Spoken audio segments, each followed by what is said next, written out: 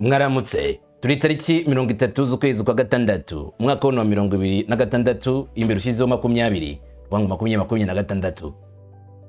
Igishonda abagabo kigira gitya kijya mu ishyamba maze amasande yari mu rubingo atijwijwijwi batanga igishonda gabo gihabwa impuruza yo kubwirwa yuko hejuru hari sakabaka ndetse na sarumfuna maze igishonda gabo kigira ngo ahubwo aho ngaho mu isande abonetsemo icyo bita biparara. Igishonda abagabo kiza kirukanka gisatira amasande niko kongera avuza karuru ati igishonda abagabo urikenge sakabaka na sarumfuna barakumara maze igishonda abagabo aho kugira ngo cyumve kiti ndaje na bwangu turyayo masanene cyangwa se byo biparara. Igishonda abagabo kitera inambwe ya mbere kigira imbere kiva mu ishyamba sakabaka iti kwacu babafashe isakabaka byako kanya murahariko.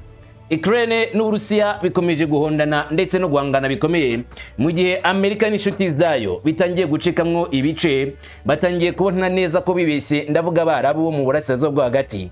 Ubu inshuti magara y'igihugu cya Leta Zunze Ubumwe za Amerika ivuye ku ruhande rwa leta ya Amerika igira ku ruhande rwa Iran bati n'ubundi umuturanyi wa bugufi kandi w'umutima akurutira umuvandimwe utuye kure. Ntago twatererana Iran ngo tugiye kwegukira Leta Zunze Ubumwe za Amerika iri bwote amasimbi reka twebwe na Iran turagatika inkubirane ngaho da HDMeze ndavuga aho umuruzi ubungubu Iran igenzura ntabwo ikiri yonyine iri kumwe n'ibindi bihugu z'abarabu. Niki gihugu gihagurutse kigatera ya mbere kisanga Iran kugira ngo bafatanye kugenzura HDMeze ndakikubwira mu mwanya muto gusa ariko mu kanya gato mvishe mvuga iby'Uburusiya do tsinda mu buryo bwuzuye ko ndabikubwira byose uko byagenze uko byatangiye mu buryo bwuzuye kandi n'uburyo urugamba rwabaye cyangwa se rwakozwe n'igihugu cya Russia ku mirongo y'imbere ku rugamba bakoresheje indege za pilote na misile ballistic. Turabigarukaho. Batayo yose ya Ukraine bari kwigisha drone nshyashya aho Ukraine itari kumenya ibibabayeho ni turika rikomeye ryatewe na za drone nshyashya zakozwe n'igihugu cy'Uburusiya nyuma y'imisi bakoresha za Shahed zaturutse muri Iran ubu bari gukoresha drone zabo zimo n'amazina Galan. Ndakubwira neza uburyo izi ngabo za Russia zahemukiye cyane abanya Ukraine abasirikari amayinite ari kurimburwa agakuburwa nk'uko umuntu akubura umwanda ku mbuga. Nyamara iyi ntambara nakasa mutwe bahu yaba hanyuma sibyo byonyine nk'uko bigarukaho na nyiri ubwiteye mwenyewe Vladimir Putin ati reka tubabwize ukuri Zelensky nawe ntabwo azarokoka ibi ntabwo azabirokoka. n'Uburusiya bwapanze gufata Kiev bakoresha urugamba rwo ku butaka kandi mu maguru mashya bakaba barangije kwigarura Kiev ndavuga umugwa mukuru wa Ukraine. Ubundi nimba hari ibitero babigoye cyane bakavuga ko binababaza ni ibitero byo mu kirere sibyo za drone misile ziza zigasenya ibikorwa remezo byinshi gusa mbe nizo ntambara akenshi zari zo guca intege uruhande rurimo kurwana ariko intambara zitwa guerrillas cyangwa se battleground urugamba rwo ku butaka ibyo bita battles iyi ngiyo irwanwa banakwambura agace bakisubiza bakagenzura urugamba battle niko barwita rwo kuri terre ku butaka iba ari imirwano iri nko kukwambura agace kakagerwamo n'abandi. Nigera ariko muri Donbass ariko ko bagiye kwerekeza no muri Kiev byongeye gutera ihahamuka rikomeye ngo none umurwa mukuru wa Ukraine nujya mu biganza bya Russia Uburusiya buzagarika intambara bwaragize umurwa mukuru cyangwa Uburusiya bushaka kongera kubaka ubwami bw'Abasoviete. What? Ndaje tubiganireho kamwe ku kandi niki Uburusiya bushaka kubaka niki Uburusiya bushyizeho umutima kubera iki Uburusiya uyu munsi buri bintu bikorwa. Jewe ndi umungu wa Kamanzi w'Uruwande ngo ikaze mutugende ku musozo nk'ibisanzwe turi hamwe kamwe kandi kuri kuvugwa ndetse ibiri kuba kugira ngo tumenye ihatsi iki niki kijya mbere. Mwese ndabaye kaze.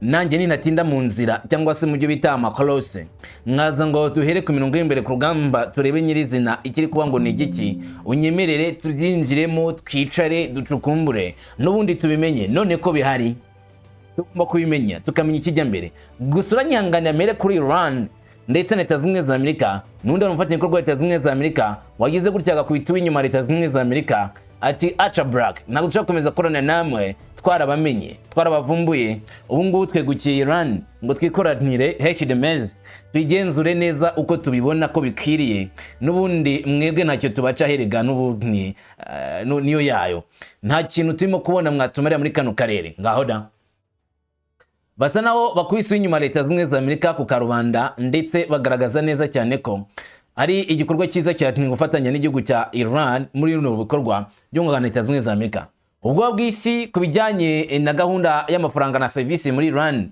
yo muhora wa Rumuzi ushobora kuba ngo burimo kugenda bwegera cyangwa se buzamuka cyane kuko igitekerezo cya Iran ubu cyabonye umuterankunga ukomeye mu karere ndavuga amafaranga acibwa ubwato butambuka umuhora wa Rumuzi ntago ari free to pass ntago ari gutambuka ku buryo bw'ubuntu ugomba kwishyura sha rero ngo ibingiye byanje byamaganwa n'abantu benshi barimo Etazini gusa ubu Iran yabonye umuterankunga kuri iki gitekerezo cyayo cyo gukora ishoka byose bakagenzura ibera muri HDMZ.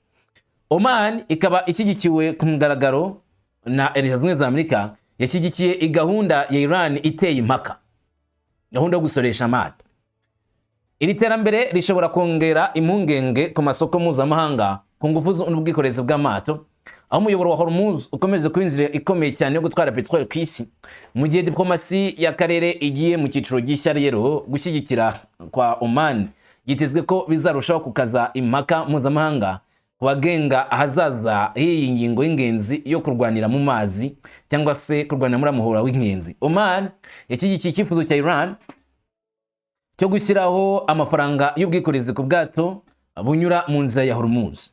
Bigaragara ko akarere gashyigikiye gahunda nshya ya Iran yo gukomeza kugenzura Hormuz ndetse no kuyungukiramo.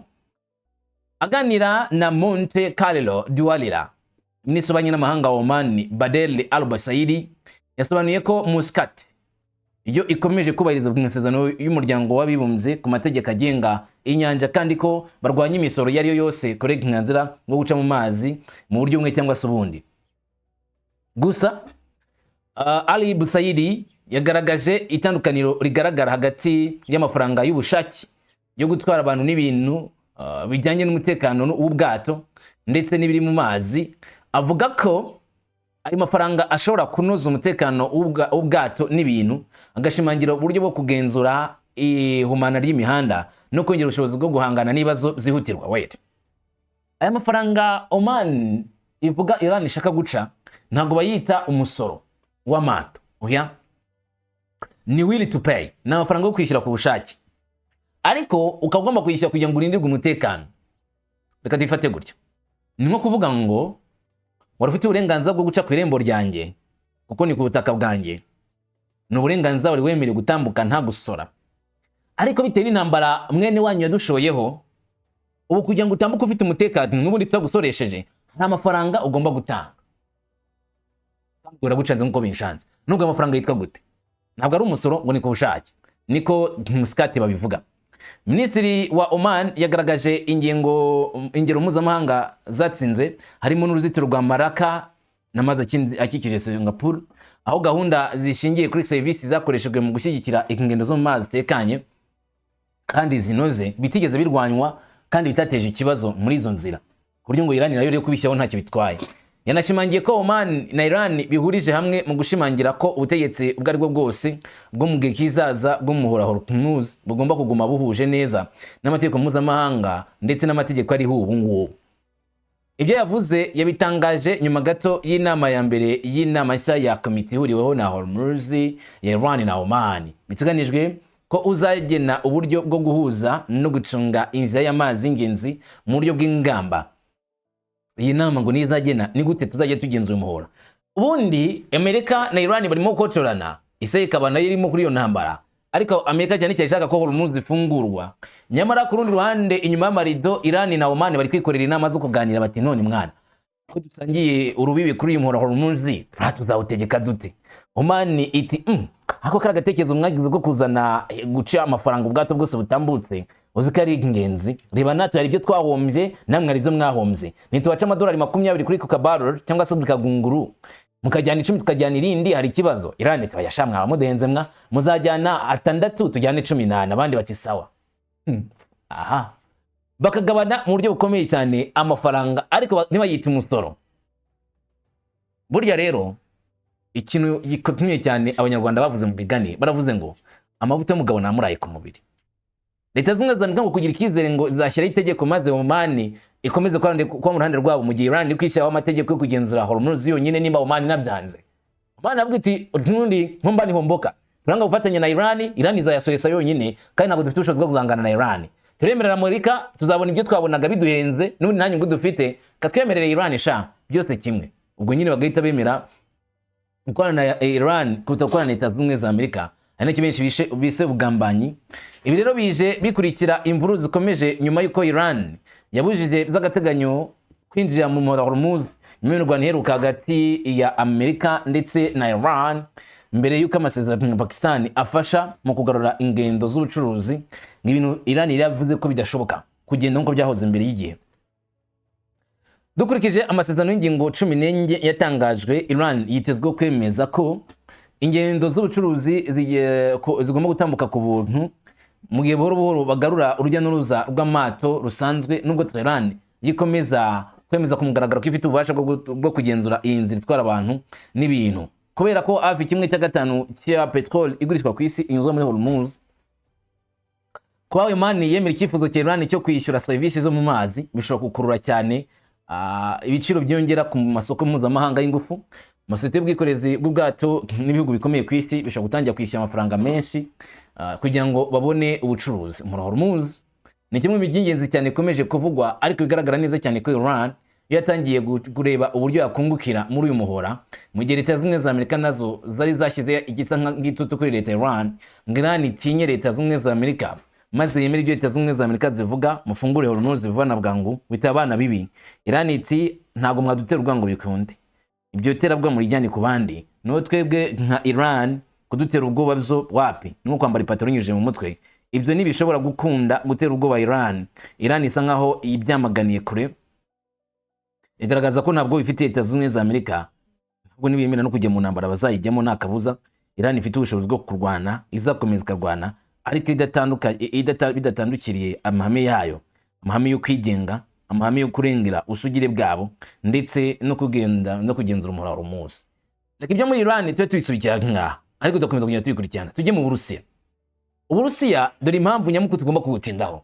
Busa n'ubwahinduye icyerezo Ukraine zavuze ko Burusiya bwarashe indege 108 zajya pilote mu ijoro rimwe, ivuga ko indege zarashwe 42 muri zo zarashwe Dnipro. Abantu bagera kuri 5 barapfa, abandi 28 barakomereka mu gitero cyagabwe muri icyo gitondo, byatangajwe na guverinoma y'ako karere ya Alexander Kansa. 4 bakomeretse baracyari mu buzima bugoye, abayobozi baragaragaza ubwoko bw'intwaro zakoreshejwe. Dnipro iherereye mu kure y'ibirometero birenga 100 cyangwa se nk'ibirometero 32 uvuye ku murongo w'imirwano mu gace ka Zaporozhye mu majyepfo y'Iburasirazuba. Ibitero by'Urusiya bigahitana none abantu benshi, byahitanye abantu 6 muri ako gace ka Zaporozhye, bikomeretsa abantu 34 ku munsi umwe. Guverineri w'akarere Ivone Fedorov yavuze ko baguye muri icyo gitero barimo abantu 2 bapfuye n'abantu 6 bakomeretse barimo umwana. Igitero cy'Abarusiya cyagungaga minibus mu gitondo cya kare mu karere k'amajyaruguru y'Iburasirazuba. Rero nta abantu 2 bapfuye, abandi 25 barakomereka, barimo abana 2 bakomeretse. Guverineri w'akarere yitwa Oleg Styabel we yavuze ko abana bakomeretse harimo umwana w'imyaka 10 w'umukobwa n'umuhungu w'imyaka 16 mu karere ka Sami. Nibura abantu 2 bishwe, abandi 9 barakomereka nk'uko bitangazwa n'ubuyobozi bwa gisirikare bw'akarere. Mu karere ka Chernihiv mu majyaruguru, indege y'Uburusiya yitwa drone yagonze station ya Arsense ikomeretsa umukozi umwe. Guverineri w'akarere Vaslav Show yavuze ko byari ibibazo bikomeye. Mu karere ka Donetsk muri Asirazuba abantu 7 bakomeretse mu bitero by'Uburusiya. Guverineri w'akarere Vladimir Filoskin avuga ko mu karere ka Helon ko mu majyepfo abantu 14 bakomeretse umunsi ushize. Guverineri w'akarere Alexander Podwin avuga ko ibintu bimeze nabi muri icyo gerekezo. Intambara yo muri Ukraine rero iri kwinjira mu kindi cyiciro kirimo guhangana gukomeye. Intambara yo kurwanira akarere irakomeje cyane. Haracyagaragara indege nyinshi zitajya pilote na za misile ballistic, kandi Moscow ubu irimo kwegukana insinzi zikomeye ku rugamba mu duce dutandukanye. Urusiya buvuga ko bwafashe akandi gace maze batera igihombo gikomeye cyane Ukraine, kandi bakora kimwe mu bikorwa byabo zo kwirinda indege ya pilote zituruka ku gihugu cya Ukraine. Bigaragaza ko iterambere rigezweho kandi ari ikimenyetso cy'uko imbaraga ziri ku rugamba zigenda zihinduka mu nyungu z'Abarusiya. Nk'uko Minisiteri y'Ingabo y'Uburusiya ibivuga, ingabo z'Uburusiya zafashe agace ka Volgodar mu gace ka Dnipropetrovsk ni muri Ukraine nyuma yo kwigarurira ibirindiro by'ingabo za Ukraine. Moscow ivuga ko iyi ntambwe yatewe ubwo ingabo zayo zagabaga ibitero bihujwe mu bice byinshi by'imirwano. Muri icyo gihe kandi minisiteri ivuga ko ingabo z'Uburusiya zigana mu kirere zafashe amagana y'indege zitagira pilote zo muri Ukraine n'imbunda ziyowe mu kirere mu masaha 24 gusa. Ivuga ko iki gikorwa ari indi nzitizi ikomeye ku rugamba rwa gisirikare rwo kuri Kiev kandi bikomeje kugorana cyane. Mu kiganiro cya buri munsi ku rugamba, minisiteri y'ingabo y'Uburusiya yavuze ko ingabo za Ukraine zahitanye abasirikare bagera ku 1550. Ingabo za Ukraine zahitanywe ari 1550 mu munsi umwe gusa. Nk'uko bivugwa na Moscow, ingabo zirenga 120 zatakarije ubuzima mu gice cy'amajyaruguru ku gice k'umurwano, zijya kuri 125 nanone mu gice cy'uburengerazuba, zijya kuri 140 mu gice cy'amajyepfo, hanyuma zijya kuri 300 mu gice cy'amatsinda y'imirwano y'imbere rwagati, zijya kuri 145 mu gice cy'uburasirazuba bw'umutwe wa mirwano, naho muzigera kuri 80 mu gace ko rwagati wegereye Kharkiv. Iyi mibare ntabwo yigeze yemezwa ku giti cya Ukraine cyangwa se rwa Ukraine ubwarwo, ntabwo yemeje isuzuma ry'Uburusiya nimba ari ukuri. Gusa ariko itsinda ry'intambara yo majyaruguru, minisiteri yavuze ko battleground yo majyaruguru yazamuye imyanya yayo ya gisirikari mu turere twa Sami ndetse na Kharkiv, bisubiza ibirindiro ndetse birukana ingabo za Ukraine. Hanyuma kandi bica ingabo nyinshi, basenya imashini za Ukraine, imodoka zigendanwa cyangwa se icyo twakita imodoka zikaba ibitero. Uburusiya kandi bwatangaje ko bwangije imodoka muri zo 17, imbunda za ibisasu bya rutura ndetse na control room igenzura indege zitagira pilote. Mu gihe itsinda ry'intambara ry'Iburengerazuba mu gice cy'Uburengerazuba nyirizina Moscow ivuga ko ingabo zayo zafashe ibirindiro byiza mu gihe zateje igihombo ku buri brigade nyinshi za Ukraine, basenya imodoka 6 z'intambara za Western Melt ndetse na HIMARS yakozwe na Leta Zunze Ubumwe za Amerika. Ikindi kandi n'imodoka 2 za Robot zirwanira ku butaka, ibisasu 2 by'intambara, ububiko bw'amasasu na station y'intambara y'ikoranabuhanga barayishenye. Ingabo z'Uburusiya zavuze ko imitwe y'ibitero yagenderaga hafi ya Kalan Hleman yafashe ibirindiro bine bya Ukraine n'inyubako 48 mu gihe cy'ibikorwa bya gisirikari muri kara karere. Hanyuma mu barwanira mu gice cy'amajyepfo, nk'uko minisiteri bivuga, iri tsinda ryakomeje ibikorwa byo kugaba ibitero hafi ya Constantinople, rihitana abantu barenga 140 bo muri Ukraine, rinasenya kandi bimwe mu bikoresho by'ingenzi cyane ku mirongo imbere ku rugamba, harimo imodoka enye z'intambara, imodoka 2 za gisirikare na M113 zakozwe na Leta Zunze Ubumwe za Amerika, zakozwe cyane ku mirongo imbere ku rugamba, n'imodoka nyinshi n'ibikoresho bya robot bikoreshwa ku mirongo imbere ku rugamba. Bivuga ko ikigo cy'ingabo za battleground cyahitanye nanone abantu barenga 300, gisenya imbunda 2 z'ibisasu bya artillery n'ibiro 3 by'intambara z'ikoranabuhanga ubwo zagendaga zegereza imidugudu ya Donetsk ndetse na Dnipropetrovsk. Hanyuma itsinda ry'ingabo za Russia zirwanira mu gice cy'uburasirazuba, nk'uko minisiteri y'ingabo ibitangaza, ivuga ko bahitanye abantu barenga 185 mu gihe bagabye ibitero byinshi ku mashini zo mu kirere n'iz'amazi zo muri Ukraine zikorera mu turere twa Dnipropetrovsk ndetse na Zaporizhia. Hagati aho itsinda ry'intambara rya Dnipro bivuga ko ryishe abakozi ba Ukraine bajya kuri 80, banasenya imodoka 17 n'ibiro 3 by'intambara z'ikoranabuhanga mu cyerekezo cya Zaporizhia.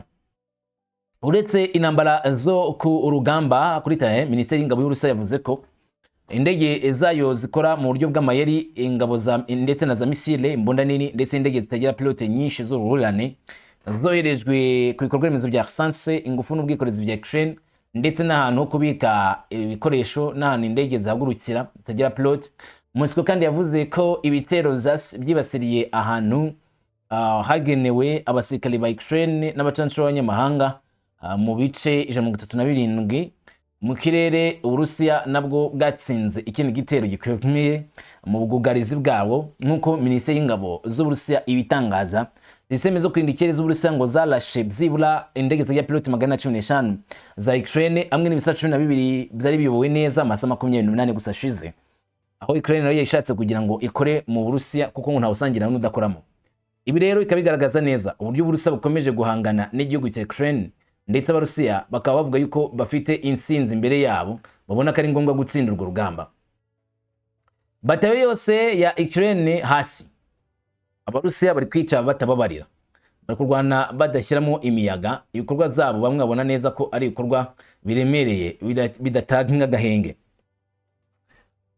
Amakuru atangaza ko Uburusiya bwatsinze ikindi gitero gikomeye cyane ku rugamba na Ukraine. Moscow yavugaga ko ingabo zayo zasenye ahantu henshi hakoreshwaga na Ukraine mu kubika intwaro no guhagurukiza intwaro hagakwiye ikigo cy'ubugenzuzi bw'indege za pilote, ndetse zigakubita imodoka yari itwaye ingabo zari kuzunguruka hafi y'umujyi wa Konstantinovka ni mu gace ka Donetsk. Nkuko Minisiteri y'Ingabo y'Uburusiya ibivuga, imitwe y'ubutasi yo muri aka gace mu itsinda rya 6 y'ingabo z'Uburusiya bakoresha imbunda zikomeye cyane. Bavumbuye ahantu habiri hari abanyayurukiya hashyizweho kugira ngo hagenzurirwe n'uburyo bukomeye bwo kuharwanira. Abasirikare bajya kuri 5 bari boherejwe. Nkuko TASS bivuga, Minisiteri y'Ingabo z'Uburusiya yavuze ko ibizabaye iti imbunda zashyizwe ku bakozi bakoresha imbunda barasa ibisasu, hanyuma babishya mu duce dutandukanye.